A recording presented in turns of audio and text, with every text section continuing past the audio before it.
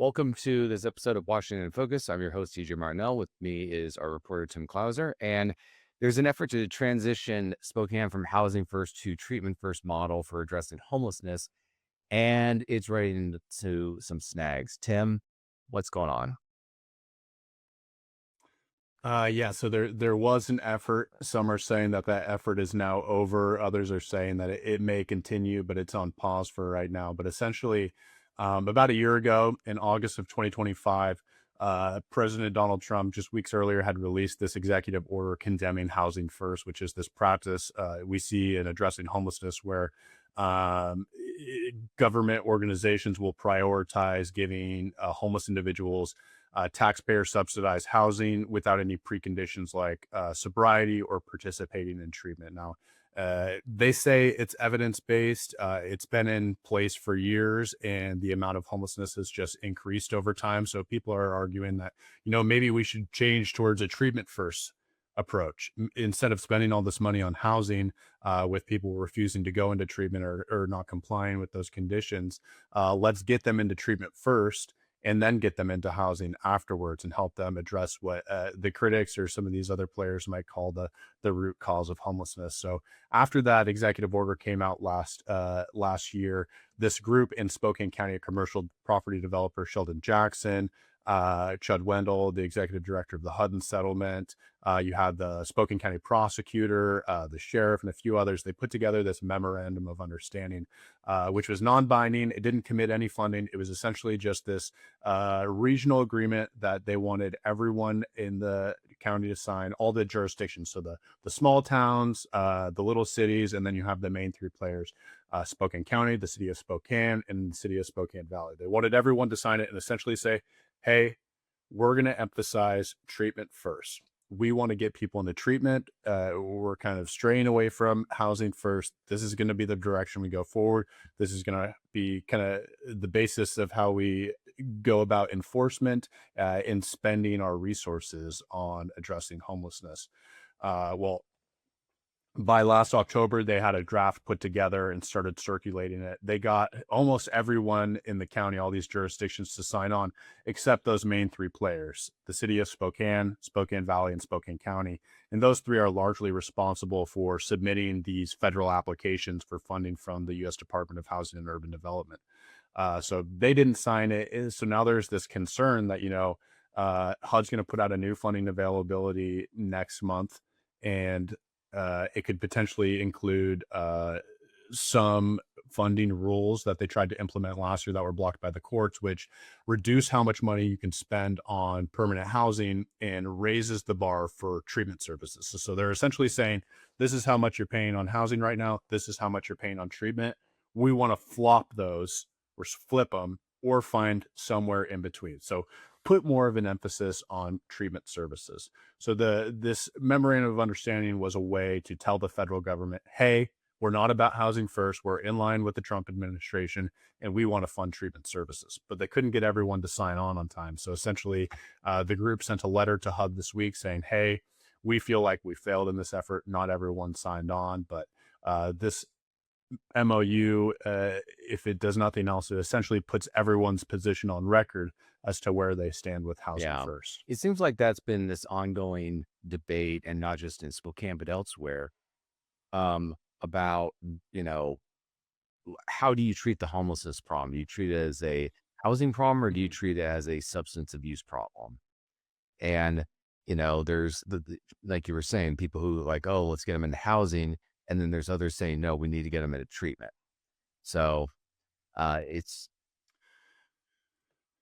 Yeah, you could look at homelessness in a many different ways. I believe HUD, the federal agency that controls a lot of this funding, they have 10 or 12 different definitions of homelessness that they use. So there's a lot of different ways that you can look at it. But when you think of homelessness, yeah, there's a considerable amount of the portion of the population that isn't addicted to drugs, doesn't have mental health issues.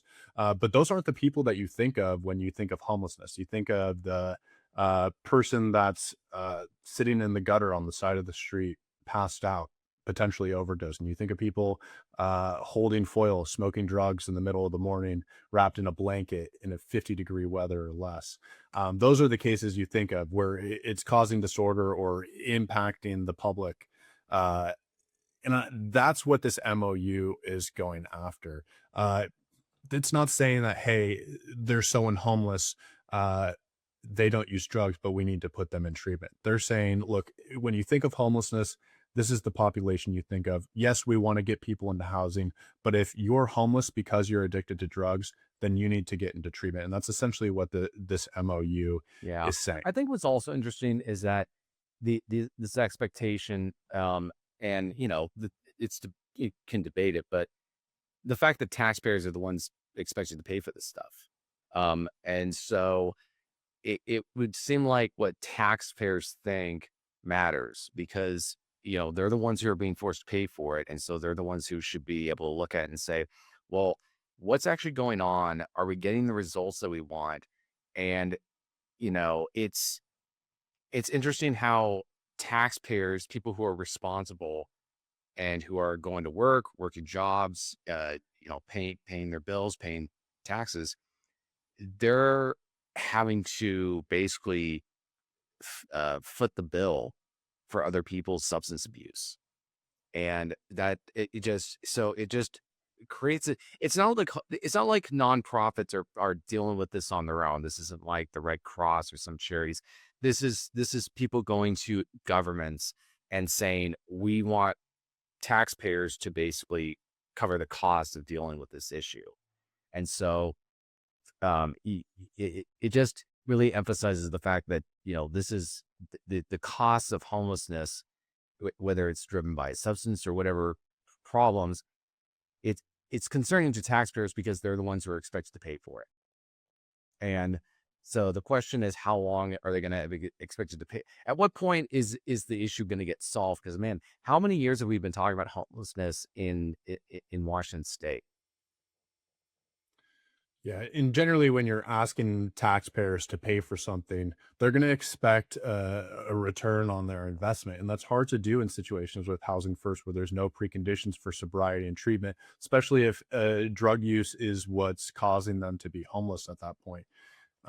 So it's a difficult position to be in for taxpayers. I get maybe Housing First is more compassionate, and yeah, ideally it's designed where you have all these support services around you. There's opportunities for these people to participate in treatment, but if you're not requiring them and someone refuses over and over again, you're just forcing the taxpayers to pay for a revolving door where you have these people that are getting subsidized housing, Right. and then they're overdosing on the street, and then you have emergency responders Right. coming there with an ambulance, then they're going into the ambulance, then they're going Right. into the jail. It's a lot of money. I, It's not I just the I think it's housing, it's everything also else that it, goes it with it. just creates this weird situation because, I go to buy alcohol, I got to show an ID, right?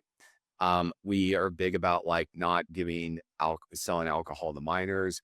You don't, cigarettes to minors. They have all these regulations around cigarette marketing. You can't use certain colors because they're associated with kids.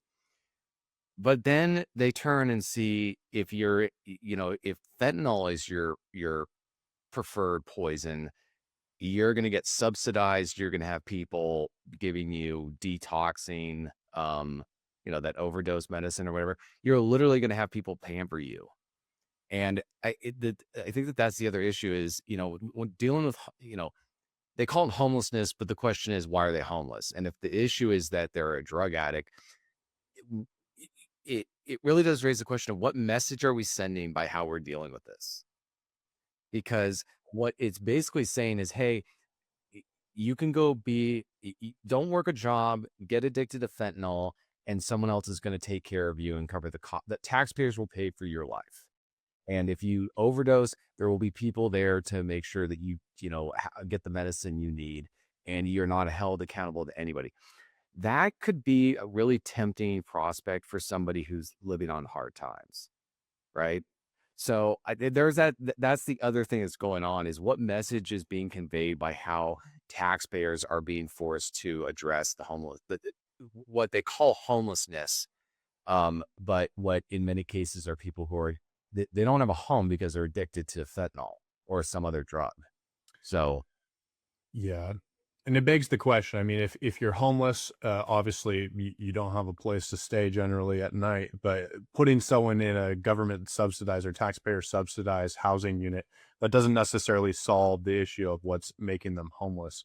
And it begs the question, what's worse? Is it dying on the street because you're addicted to fentanyl and you couldn't overcome your addiction by participating in treatment? Or is it worse to die in a government right, subsidized housing unit alone? Because generally you're in the same right, situation either way. right. Well, Tim, we appreciate your coverage on this, and if the past is any indication, this issue is not going away anytime soon. So, listeners can keep up with this story and others at thecentersquare.com. I'm your host, TJ Martinell, and thank you for listening to this episode of Washington in Focus.